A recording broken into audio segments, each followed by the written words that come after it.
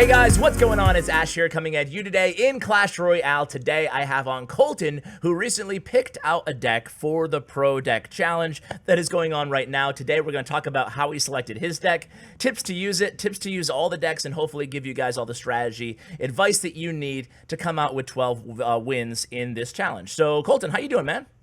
I'm doing good. Thanks for having me on again. No problem. You said you were over in Spain. How is that going over there?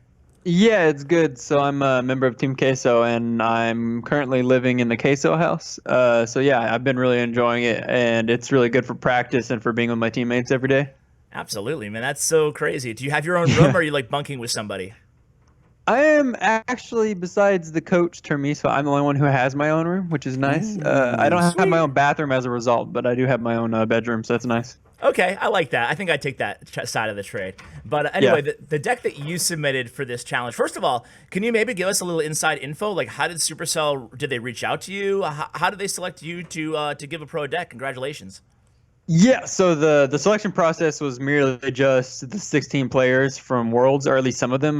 There aren't 16 decks, I don't think, but they're all World finalists is how they selected it. And NGE reached out to us, the people who put on the CCGS. So they reached out and they actually asked for two decks. The first deck I gave them for myself was the P.E.K.K.A. Zappies Goblin Hut deck, and I just picked that because it's like meta deck. Yeah. And I was like, well, if they pick this one, at least I won't be giving someone a troll deck. Like they can win with this, obviously. Yeah. And the second one, maybe not quite as good a deck, but I just really like it and it's really fun and it's also pretty good. So. Yeah. So, I mean, I do want to get to, like, overall tips and stuff like that. But, about your deck, I'll flash it on the screen right now for you guys. This is Colton's deck. I guess, it's kind of like the new bait deck. But instead of Ice Wizard, you have Magic Archer in there. Can you maybe talk about that decision and how to play this deck, specifically the Magic Archer in it? Yeah, so one of the problems with the old variation of that log bait deck was that it really suffered in ending games because you have no direct damage, and if they have log, you're kind of just screwed at the end of the game unless you can like really outplay them and get a push through. And it's still like a really high skill deck. Like you need to know how to use Tornado well. But the thing that Magic Archer does much better than Ice Wizard, obviously, is he can end games because you position him to where he splashes onto the tower. In late game, in overtime, you're not worried quite as much about him giving bad value. Like, yeah, you're going to get behind an elixir, but if he's ending the game and you're tornadoing troops in front of the king tower and he gets like 5 shots, the game's over, so it doesn't really matter. So that's the main reason. And then he's not bad on defense. You can be a little bit more passive with him early in the game. Do you use in that deck, do you use NATO more with Princess or more with Magic Archer? Do you use it at all with Magic Archer? You can use it with Magic Archer, but I would heavily suggest already. So typically, Magic Archer will go same lane as your opponent's offensive push if it's like a beatdown, and then you go Princess like far away on the opposite lane, and then you tornado with both of them. Oh, okay, the dual tornado. I like that. Okay, cool. Yeah. So looking at this, the rest of the decks in this challenge, obviously, guys, in case you don't know already, it's a blind challenge, meaning that you can't decide which deck you get. There's one free entry, 10 gems after that. Also, your cards do get leveled up and unlocked if you don't have all the cards, so everybody can play in this challenge. Now, I noticed that every deck has a small spell, so at least every deck has Zap or Log, and most of the decks, except for yours and one other, I think, has a big spell. Also, there's no Graveyard, no Lava Hound, no Three Musketeer, and there's a lot of kind of bridge spam, P.E.K.K.A. control, and also hog decks. So knowing that kind of what we're looking at in terms of the competition, what type of strategy are you going to use? Maybe before we get into the actual deck selection, maybe you can talk for a moment about strategy using these blind challenges. Like, no matter what deck you have, what should you be looking out for, and where's your mind going to be at early game? Well, I guess it depends. So if you're a really skilled player, since it's a free entry, it's often pretty easy, so you don't have to think as hard. But I mean, for like the normal person, and what I would advise if you just really want to make sure you get 9 wins is go to the like link or whatever, and then look over all the decks, so that after you see a couple times, you already know what your opponent's playing. And then, so as far as like early game, I would say use that time to assess what their deck is. So you're not like caught off guard if your opponent has P.E.K.K.A. Like you can recognize that your opponent is playing one of the P.E.K.K.A. decks before you play your giant at the bridge or something like that, because that can be a mistake that costs you the game. And instead, you wait for them to play their P.E.K.K.A. for example, and then giant at the bridge on the opposite side. Things like that would really help you. And then early game, play passive. Don't ever like start the game with a battle ram at the bridge, for example. Maybe a hog because it's fast moving and you can play defensive after that. But don't give your opponents time to build up a push. You want to just defend early on, and then a lot of the times these decks, a lot of the bridge spam decks are the kind of easier ones to get a high win rate with, or that have a higher win rate. And you really just want to focus on defending first and then just overwhelming your opponent afterwards. Do you think that any of these decks are really worse than the others, to just put it bluntly? Do you think there's one deck that you're like, oh crap, like that one you're going to be kind of screwed if you're going against a good player? Because these were decks given by pro players, I actually don't think any of them, like there's no vitamin C, for example. Yeah, they're all pretty solid. Yeah, they're all pretty solid. I would say for this would be from my point of view. I do think, and looking at the win rates, I think this confirms it. If you're like a normal player, if you're not a pro player that already knows how to use most of these decks to their full stability, I think the things that are going to be hardest to use are like the Expo Pump decks, ones that have really odd and like off meta play styles. And then maybe even mine, although I did check and mine was hovering a little bit above a 50% win rate. Like I said, the ones that had the best win rate on Clash Royale were the bridge spam decks. Makes sense. Not too hard to use. But yeah, no bad decks in my opinion. Yeah, it's funny. I'm looking at the win rate right now, and I'll flash on the screen for you guys too, just so you can kind of have an idea of what you might be getting into here. You're right. It's P.E.K.K.A. Bridge Spam, Yao Yao, Adrian Piedra, number 1, 2. Then Sergio Ramos, Bridge Spam. Lepanji, kind of the giant Goizen deck. And then Amaterasu with the Golem deck, and then, which I'm kind of surprised, because I think that if any of these decks might struggle, it might be the Golem deck, just because of how much, P.E.K.K.A. and... I mean, you would think the same about Giant too, but it's kind of high up there. But it's not the case, yeah. So then your deck right in the middle, right above 50%, which is good. And then basically all the Hog decks are kind of towards the bottom in the Siege. So I'm not sure, again, kind of like you mentioned this, I'm not sure if that's testament to just what the skill cap on these decks are. Not saying they're bad decks, but definitely it looks like Music Master and Electrify at the bottom there with just Hog, NATO Cycle, and Expo Pump. Maybe talk about these Hog decks a little bit, Colton. What type of strategy should you have knowing you're going to be going against mostly Bridge Spam and either Bridge Spam, another Hog deck, or a Beatdown deck? What type of strategy should you be implementing when you're playing one of these Hog decks?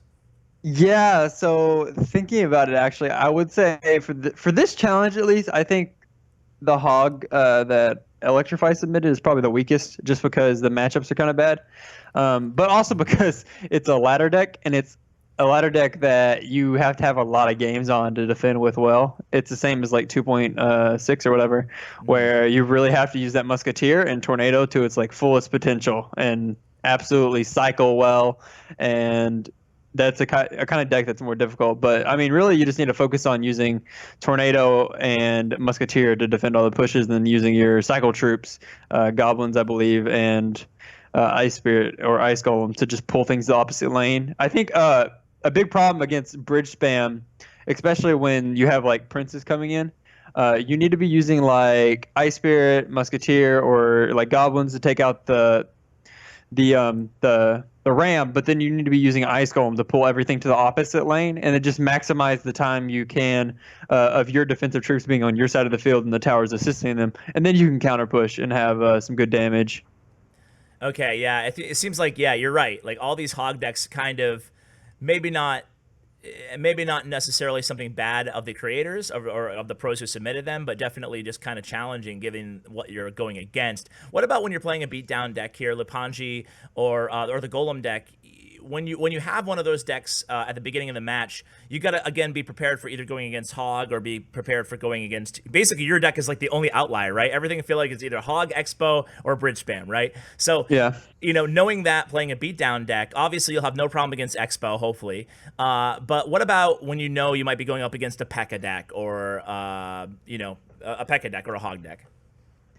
So if you're playing beatdown and you recognize it's P.E.K.K.A. or if you think it's P.E.K.K.A., and even for like the other decks, because a lot of them have Inferno Dragon, I mean, it's the same as usual. Try not to overcommit early on. Don't just throw stuff down at the bridge. You want to make sure you try to bait out the like Inferno Dragon or P.E.K.K.A first, and then afterwards go with your tank push. Or I think it's really important too.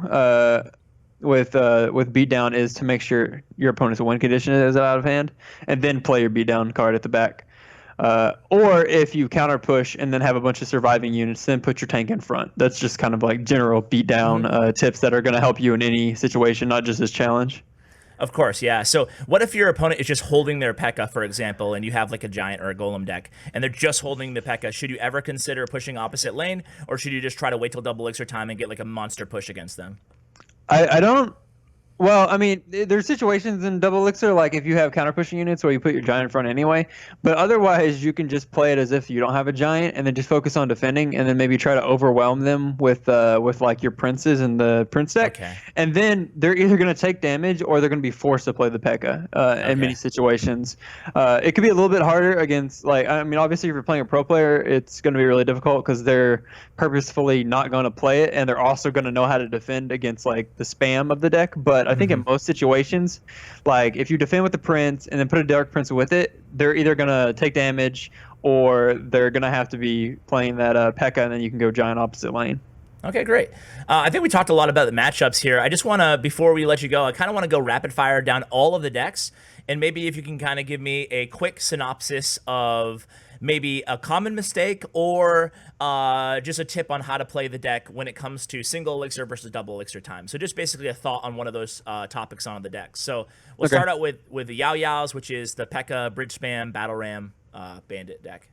Yeah, so I believe that had the highest win rate. Yeah. Just don't be over aggressive. I would like to play. Well, I mean, if you're gonna like start the game aggressive, just throw like a bandit down, but don't do anything else. Just wait and see what they do, and then yeah, that deck is all about just defending one push and then just spamming everything, and then going like battle ram or dark prince or bandit or whatever. Okay. Adrian Piedra's deck is very, very similar, but any other, what's the only difference? No bandit, I guess, in ice. Yeah, a couple cards differently. No, but overall, basically the same deck, same thing pretty much. I would say the same thing, yeah, and kind of with the both of them. I think in most of these decks, I think almost all the matchups, except for against my deck, you're gonna want to save that P.E.K.K.A and not just play it at the back like willy nilly. You wanna save it for the hog, for the giant, to tank the expo, all of those things. And of course, if you're playing against Music Masters decks and they pump up, that's a time to either spell the So are we gonna go over my deck in more detail after this, or? Yeah. Well, when we get to your deck, let's just spend a little bit extra time on it. Yeah. I'll spend a little bit extra, yeah. But yeah, basically, yeah. You just want to focus on. Well, if you're against the Music Master deck, like I was saying, is you want to focus on punishing pumps well. Okay, cool. Sergio Ramos, another bridge spam deck. This one's a little bit different. It does have Magic Archer as well as Royal Ghost. So how are you handling this one? And Inferno Dragon. So this is interesting. Royal Ghost, I mean, every card you want to try to defend with it first, but Royal Ghost not bad from the back. And then also, I don't know, if you're against a deck that doesn't have a ton of like ground options, it's sometimes good at the bridge to sneak through. Like if they're out of ground options, it can really heavily pressure, and then it ends up either being guaranteed hits, or you can bait out a counter. Like, say your opponent plays P.E.K.K.A at the back, that's a really good time to go with like a Ghost plus whatever other support card in your deck counters, I guess, the anticipated counter for Ghost, because a lot of decks only have a couple ground counters, so it's a good pressure card and it's cheap. Okay. And then other than that, I would say the Magic Archer makes the deck a little bit more unique, and if your opponent has like swarm defenses, or if it's late game in double elixir, especially in double elixir, when you're bridge spamming, it's really good to get out a Magic Archer in between there, and then maybe your push looks like it's about, and then of course position it to where it'll splash the tower as well, depending on whatever your units, your opponent's units are. But then sometimes, like, you think, okay, well, my troops all died, Magic Archer's is going to die now. With bridge spam, you can actually, if he's sitting in there and your opponent doesn't have like a fireball in hand, you can just spam more and more to keep things on their side of the field, so your Magic Archer shoots for like another 5 or 10 seconds, and if it's hitting tower, that may win the game. So instead of just giving up on the push, that's where like the bridge spam really becomes relevant, where you just keep on throwing stuff so that you can keep them in place. Yeah. Okay, cool. All right, so Lupanji's deck is another It's funny, that deck is not super similar, I guess, now that I look at it twice. But Lepanji's deck has Magic Archer and Royal Ghost as well, but it's Goizen otherwise. Any tips on that deck? Same concept as Sergio with Magic Archer. You late game, not early game. Early game, Magic Archer should only be used to defend. Late game, though, you can play him behind the tank push to try to damage tower, and it's a snipe, of course. Okay. But early game, just make sure you identify your opponent isn't playing P.E.K.K.A before you play the Giant. Otherwise, it's okay to start it at the back. Of course, if it's Expo, you want to save him to tank. But okay. Otherwise, yeah, that's about it. Cool. Amaterasu's Golem deck. It's Golem, Guards, Inferno Dragon, Night Witch. Yeah, so Fireball. I don't really like that deck, but I mean, as a general populace, I think it's always going to be easier to play a beatdown deck than it is to play a cycle tornado defensive deck. That deck does have tornado, but it's really I think it's easier to just build a push than it is to defend with really small cards that need precise placements, I guess. Sure. So, yeah. Of course, that deck, just try to wait until double elixir, play Golem at the back, and then just build up a really big push. Use Tornado to get Baby Dragon splash damage onto their tower and to kill their troops, Fireball as well. But with that deck, that's like the typical really heavy deck there. You just kind of want to survive early game and then get into a Golem push, and then you can win on one push often. For sure. And obviously saving you can protect the Golem with Guards, or you can play the Inferno Dragon if you're going up against a P.E.K.K.A deck. Yep. So let's save... Oh, wait, can we go back to the Golem real quick? Yeah. So Golem, of course, P.E.K.K.A probably has a slight advantage. I would like to say, though, if you're ever... So this is something that's not obvious... if you're playing Golem and you're able to defend one of their pushes and it's not double elixir yet, and you have a ton of defensive pushing troops, even in double elixir sometimes there's opportunities where it's not a bad idea to play the Golem at the bridge, because if you think about it, if you play a Golem at the back, it gives your opponent to peck in the same lane and then build up defensive troops that will add additional, I don't know if it's like an Electro Whiz or anything, add additional power to stop the Golem, and then the tower will be assisting. If you have a counter pushing troop and then like Mega Minion or Inferno Dragon, for example, and then you play a Golem in front of it, they're immediately going to be placing their own P.E.K.K.A at the bridge, and that leaves them with, if they're at max elixir, that leaves them with 3 elixir to support the P.E.K.K.A instead of like 10 elixir had you waited that long. Okay. So you already have the advantage of a support troop behind your Golem that's going to help kill the P.E.K.K.A, and then he can't support his P.E.K.K.A in the same way if you had played your Golem at the back. You kind of have to feel that out, but that's just a general tip for Golem, to where you can actually overpower P.E.K.K.As and kill them if your opponent is forced to use it without a support troop or, like, I don't know, guards to protect it from a prince or something behind a Golem, for example. Yeah, that makes sense. That's a good tip. So moving on, let's see. I mean, I do want to cover your deck a little bit longer. So I guess to make things easy, the Expo Master and the Music Master deck, the two masters, both of those Expo decks are very similar, except for the Music Masters has Pump. In Expo Masters is like the classic 2.9. What do you think about the differences that you're going to play those decks? Music Master, are you just focusing on pumping in the first 2 minutes? Yeah, Music Masters is kind of more of like a beatdown expo, I guess. Yeah. And it's a cycle deck kind of, so you're just you're trying to get out as many pumps as possible, and then using like your Musketeer, I believe. I don't have them in front of me, but using that to defend early game, pumping up, and then getting an expo down, and kind of winning a double elixir. By defending your expo well, and then 2.9 can pressure more early game, and then of course you can use your cycle tower with tanks, and yeah, it's just traditional 2.9. Yeah, and we talked about Electrify's deck already. The other two Hog decks are Fuchi's and Barons. Both of these decks are not like, super new, but, Fuchi's has the Inferno Dragon Fireball Guards version, which was actually a ladder Hog cycle deck that we saw, this season and last. And also Barons has Hog Lightning Executioner Prince NATO, which is interesting Hog Lightning version. Any thoughts on either of these two decks? Fuchi's is pretty normal. I've used it in one with it several times. I mean, I went out undefeated in the challenge, but his felt good. I mean, not as a bragging point, but as... I'm a pro player, so I probably should, and it's a free entry, so... Yeah, it'd be awkward if you lost with only your own deck or something like that. That would be funny, yeah. I totally would have posted that on Twitter if it happened, though. But Yeah, for Fuchsi's is pretty standard. You just play defense. I mean, that's you can say that about any deck in this game. Yeah. But yeah. You want to focus on his deck. You want to focus on defending with Inferno Dragon really well, and then I guess something with hog decks is often, especially with like decks like Musketeer, Inferno Dragon, these kind of strong counter pushing units, and hog decks in general, you want to be playing your hog at the lowest elixir possible, so that your opponent, and oftentimes you want to go opposite lane with them, so your opponent has to choose what they have to counter. Especially when you're against heavy decks, this is why hog can often give like golem problems, for example. If their hands are and their average elixir cost is really heavy, it's like you never want to be waiting until 10 elixir to play your hog at the bridge. You want to be doing it like on a counter push when you just get 4 elixir. Sometimes it's better to do it in the same lane as a counter pushing troop like Inferno Dragon. Other times it's better to do it opposite side because your opponent isn't going to have as much elixir to defend, and then you can just rush, and then they'll choose between the two sides, and then it doesn't matter either way, you get damage. Yeah. So yeah, I mean, hog decks in general, it's more of, and this is something that's true with log bait as well.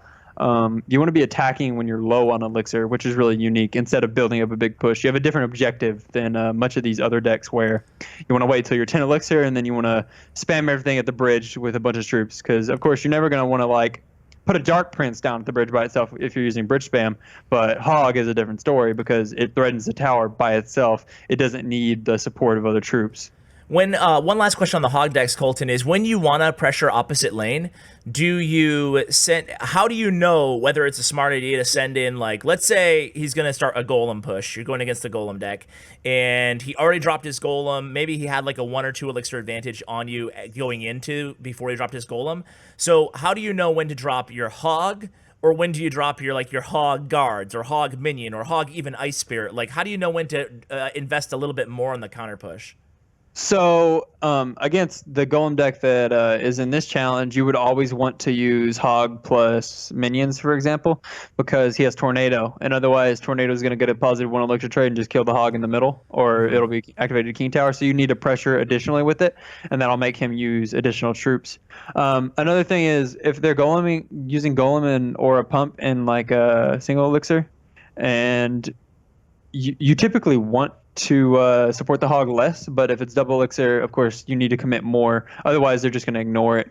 Another thing is really important is, yes, it's good to go opposite lane pushes with hog, but this is another situation where you don't support it. If the tower only has like 500 HP, don't support the hog, because if you go like 7 elixir on that side, golem decks always have the option of just ignoring it and taking the damage and then letting your stuff die to the king tower, because it was like 500 damage. Why would they care? They're just going to build their push and have a 7 elixir lead. Sure. Okay. Yeah. Good tip. Hey man, it leads us to your deck. So tell us how we're going to be playing this thing. Yeah. So it's like you said, a really big spell. So you're not going to be getting spell value when your opponent stacks troops. It's more about, I mean, your starting plays are kind of like, you can go Goblin Barrel onto the tower. I would try to avoid getting Tornado to the King Tower, so maybe put it in a position like in the corner where you're more likely to get more damage if they do that. And other starting plays are like Princess or Magic Archer in the back.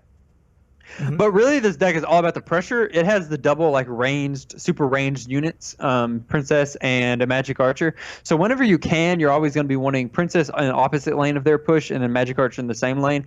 You're going to be wanting, early game at least, you're going to be wanting to start them in the back, and then just using like your Prince and your Goblin Gang to damage down pushes. If you're against Pump, there's only one Pump deck, Music Masters. You don't have a direct damage spell, so what you do in that situation is you immediately just spam Prince, Goblin Gang, and then Goblin Barrel onto their Pump at the bridge.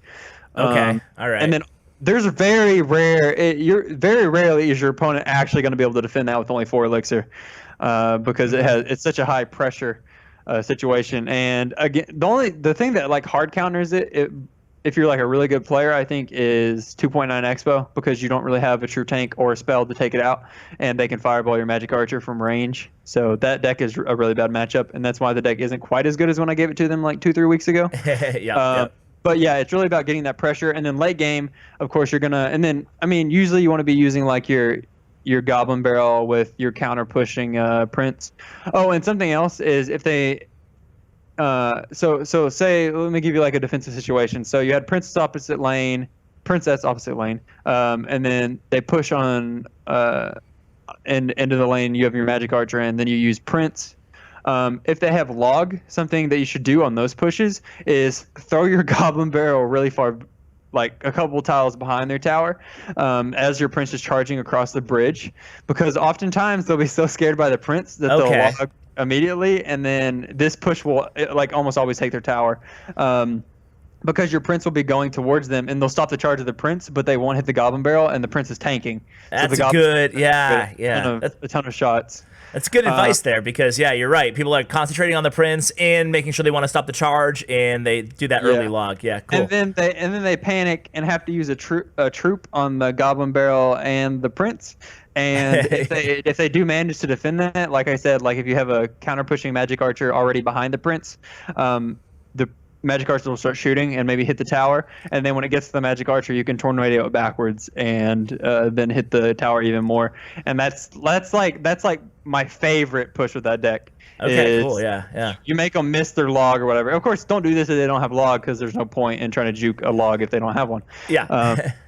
And then the other thing is just, I mean, this deck is really offensive. Like, it's about pressure and offense. Like the defense is sometimes lacking. Yeah, but it's all about pressure, and that's why it's really fun for me. Lots of tornado plays to be made. Yeah.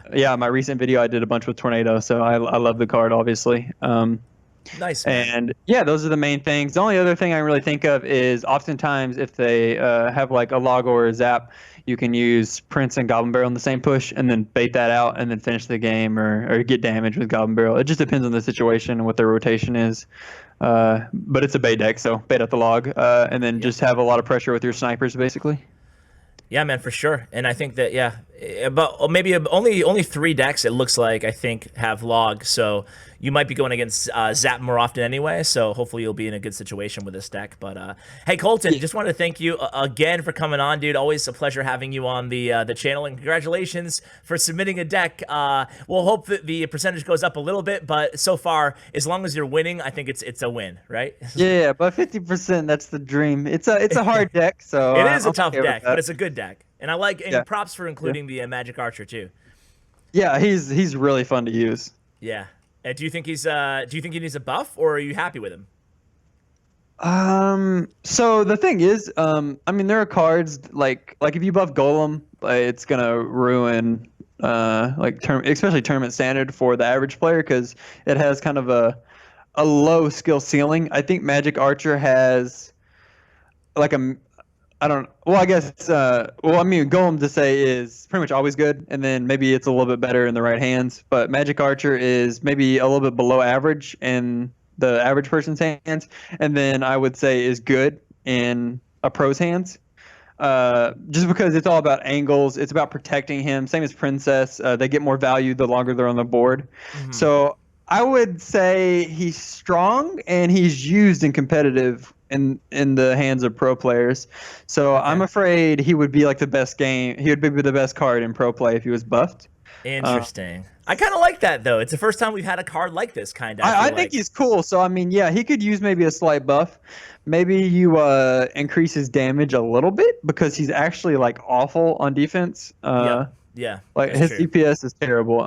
Other than that, killing swarms. Like if you've ever seen him versus a giant alone, it's like he's tickling it. Yeah, forget it. Yeah. So that's why he's usually paired with like actual tank killers, as opposed. You can't rely on him like an XENA though. Yeah. But he's better on offense than any other like splash troop in the game, so that's really unique. He's a very offensive card. And he's still a sniper, so I like him. He definitely obviously doesn't need a nerf. He is okay as is. You could get away with giving him a small buff, but not too big of one. Okay, cool, man. Noted. Thanks for sharing your thoughts on that. And did you do a video on your deck already? I don't think so. Like I said, I've been moving for like the past week and a half, and I don't have a internet connection. I don't have the adapters yet from my computer, so I haven't been able to put out videos in about a week. All right, man. Well, we'll be looking forward to you continuing on the YouTube channel. I'll of course link that for everybody in the description below. Enjoy Spain, man. Yeah, thank you. No Thank you for problem. having me on the channel. No problem, man. So, guys, again, check out Colton. Hope you enjoyed that conversation. I feel like we really went in depth on all of those decks. So, hopefully, you guys should have all the tips and strategy you need to succeed in the challenge. Again, check out Colton's information in the description, along with my YouTube partner, Bren Chong. Guys, thanks so much for watching. And as always, take care, guys.